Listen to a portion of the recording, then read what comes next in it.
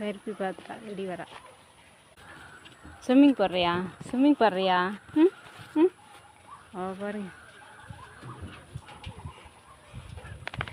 பட்டு இன்னும் வேகத்தில் வந்துட்டாங்க. இன்னும் வேகத்தில் வணக்கம் ஃப்ரெண்ட்ஸ். இன்னைக்கு பகலே சாப்பாடு இல்லைங்கடா, இந்த பிள்ளைங்களை வீடியோ எடுக்க முடிஞ்சது.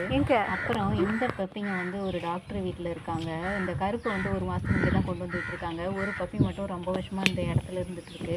இந்த இடத்த வந்து அவ்வளோ சீக்கிரம் க்ளீன் பண்ணவே மாட்டாங்க. போன தடவை எனக்கும் அவங்களுக்கு சண்டையே வந்துருச்சு. அவ்வளோ அசுத்தமாக இருந்துச்சு. வந்து க்ளீன் பண்ண சொல்லி ஃபோன் அடித்து எத்தனையோ தடவை சொல்லி அவங்க வந்து க்ளீன் பண்ணவே இல்லை. அவங்கள வேறு வழியே இல்லாமல் மிரட்ட வேண்டியதாக போச்சு. பிஎஃப்எஃப் வீடியோ எடுத்து போடுறேன், வந்து தயவு செஞ்சு க்ளீன் பண்ணுங்கன்னு சொன்னதுக்கப்புறம் இப்போ வந்து க்ளீன் பண்ணியிருக்காங்க. அவங்களுக்கும் கொஞ்சம் சாப்பாடு வச்சுட்டாச்சிங்க ஃப்ரெண்ட்ஸ். அப்புறம் எங்கள் ஏரியாவில் இருக்கிற குழந்தைங்களில் பார்த்திங்கன்னா இவங்க மட்டும்தான் இப்போ எஞ்சி இருக்காங்க. மீதி 2 பேர் காணோம். அடிப்பட்டது, அடித்து போட்டது, விஷம் வச்சது, உடம்பு சரியில்லாத போனது, இப்படி ஒரு குழந்தையாக இறந்துட மீதி இருக்கிறவங்க மட்டும்தான். தினமும் சாப்பாடு வைக்க வரப்போ எனக்கு அவ்வளோ மனசு வலிக்குது.